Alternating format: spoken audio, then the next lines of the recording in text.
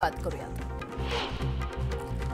बुलढाण्याच्या नांदुरामध्ये मतांसाठी पैसे वाटतानाचा video viral झालाय। मतदारांना घरात जाऊन थेट पैसे वाटत असल्याचा व्हिडिओ समोर आलाय। निवडणूक अधिकारी आता काय कारवाई करतात याकडे लक्ष लागलंय। नगर परिषद निवडणुकीच्या प्रचारादरम्यान नेत्यांकडून जनतेला अनेक आश्वासनं दिली जात आहेत। मंचर नगर पंचायतीचा नगराध्यक्ष आणि आमचे सर्व नगरसेवक भरघोस मतांनी निवडून द्या, मग मंचरमध्ये विकास निधीचा पूर वाहिल्याशिवाय राहणार नाही असं आश्वासन राज्याचे माजी सहकार मंत्री दिलीप वळसे पाटील यांनी मंचरच्या जनतेला दिले।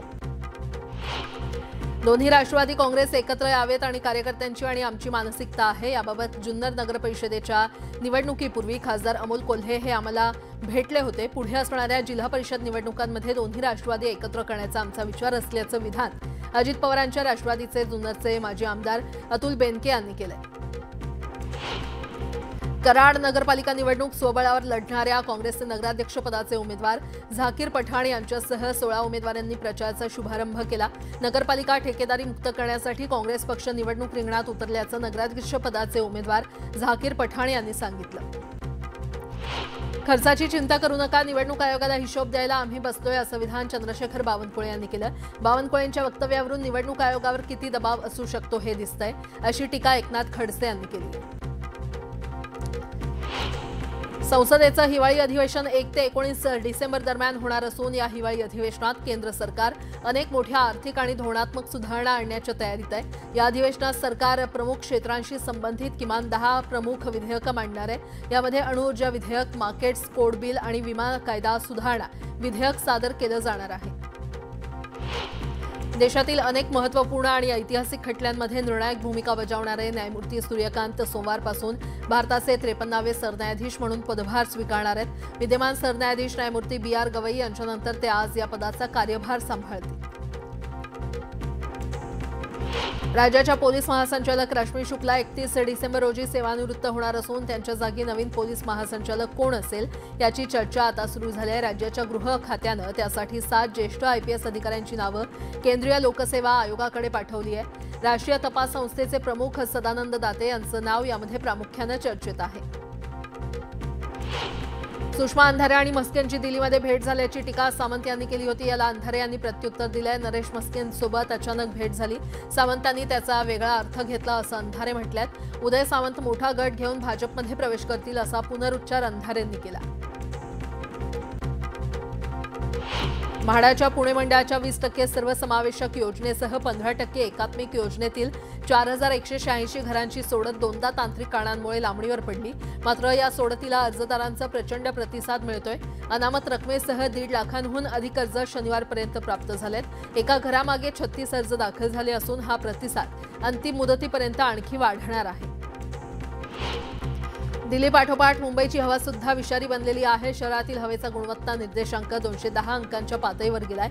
हा निर्देशांक गंभीर श्रेणीमध्ये गेल्यानं मुंबईकरांच्या आरोग्यावर विपरीत परिणाम होण्याची चिन्ह असून प्रदूषित हवेमुळे मुंबईकरांची चिंता वाढली आहे।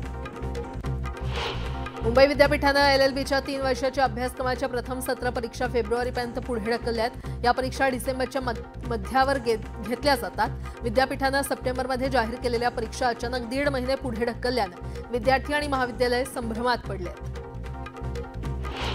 पटसंख्येच्या आधारे संच मान्यता करण्याचा शासन निर्णय उच्च न्यायालयानं कायम ठेवल्यानंतर आता राज्यातील जवळपास 18,000 माध्यमिक इयत्तांचे वर्ग बिनशिक्षकीय होण्याची शक्यता आहे। संच मान्यतेच्या 15 मार्च 2024च्या शासन निर्णयानुसार इयत्ता 9वी आणि 10वीच्या वर्गासाठी किमान 20 विद्यार्थ्यांची अट ठेवण्यात आली असून राज्यातील जवळपास 18,000 शाळांमध्ये या वर्गांमधील विद्यार्थ्यांची संख्या 20 पेक्षा कमी आहे।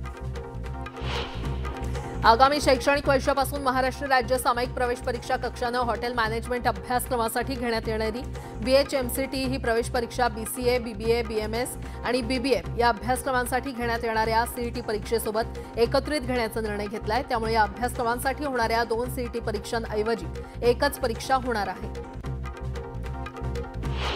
राज्यातील व्यावसायिक पदवी आणि पदव्युत्तर अभ्यासक्रमांसाठी प्रवेश मान्यतेचे प्रस्ताव सादर करण्यास प्रवेश नियामक प्राधिकरणानं 30 नोव्हेंबरपर्यंत मुदतवाढ दिली आहे। काही महाविद्यालयांना हे प्रस्ताव सादर करताना तांत्रिक अडचणी येत असल्यानं ही अतिरिक्त सवलत देण्यात आल्याचं प्राधिकरणानं स्पष्ट केलंय। मुंबईतील उंच इमारतीतील आग विझवण्यासाठी मुंबई अग्निशमन दलाकडून आता तब्बल 104 मीटर किंवा त्याहून अधिक उंची गाठू शकणाऱ्या 2 नवीन हायड्रॉलिक प्लॅटफॉर्मची खरेदी केली जाणार आहे। यामध्ये टर्न टेबल लॅडर आणि उच्च क्षमतेचे वॉटर पंप असणार असून ते इमारतीच्या 34व्या मजल्यापर्यंत पोहोचू शकणार आहेत।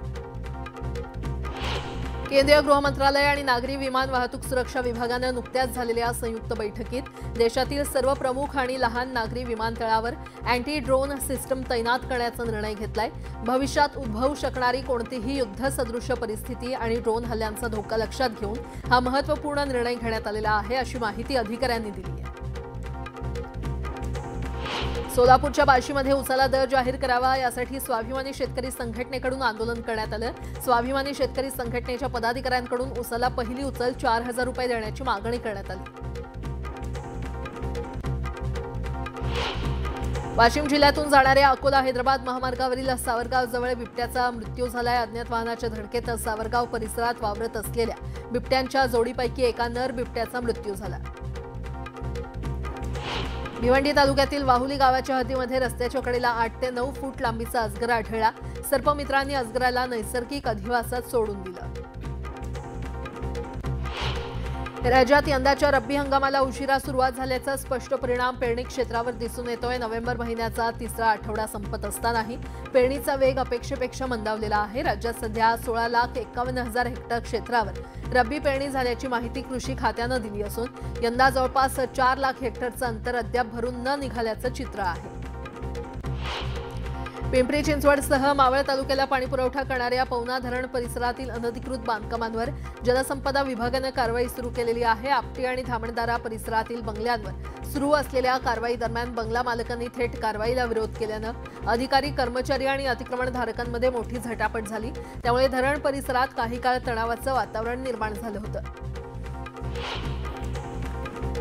नाशिक शहरातील अंतर्गत वाहतूक व्यवस्था सक्षम करण्यासाठी आणि सिंहस्थ कुंभमेळ्यात वाहतुकीचं व्यवस्थापन करण्यासाठी एमएसआरडीसीनं नाशिक परिक्रमा मार्ग प्रस्तावित केला होता। मात्र आता हा प्रकल्प एमएसआरडीसी ऐवजी महाराष्ट्र राज्य पायाभूत सुविधा विकास महामंडळ मार्गी लावणार आहे। 66.15 किलोमीटरच्या नाशिक परिक्रमा मार्गाच्या आखणीसही मान्यता देण्यात आली आहे। अकलूज टेंभुर्णी रस्त्यावर खड्डे पडलेत। खड्ड्यांमुळे वाहतुकीचा खोळंबा होत असल्यानं नागरिक संतापलेत। युवा सेनेच्या वतीनं गणेश इंगळे यांच्या मार्गदर्शनाखाली संगम इथे मेघा कंपनीच्या विरोधात रास्ता रोको आंदोलन करण्यात आलं। देहू रोड परिसरात ख्रिस्ती बांधवांनी क्राइस्ट द किंग प्रोसेशन निमित्तानं धार्मिक मिरवणूक काढली। केरळी पारंपरिक वाद्यांच्या निनादात मदर मेरीच्या मूर्तीची मिरवणूक काढत प्रभू येशूच्या नावाचा जप केला। मुळशी तालुक्यातील भुगाव पुलाचं काम जलद गतीनं प्रगतीपथावर असून येत्या काही दिवसात नवीन पूल वाहतुकीसाठी खुला होणार आहे। 60 ते 70 फूट रुंदीचा हा पूल मुळशीतील वाढत्या वाहतूक कोंडीला मोठा दिलासा देत सुरक्षित आणि सक्षम पर्याय ठरणार आहे। ठाण्यातील शास्त्रीनगर इथे गौतमी पाटीलच्या नृत्याचा कार्यक्रम आयोजित करण्यात आला होता। वर्धा इथे गौतमीच्या कार्यक्रमात झालेल्या गोंधळाच्या पार्श्वभूमीवर पोलिसांनी इथे मोठा बंदोबस्त ठेवला होता आणि या कार्यक्रमाला नागरिकांनी मोठी गर्दी केली होती।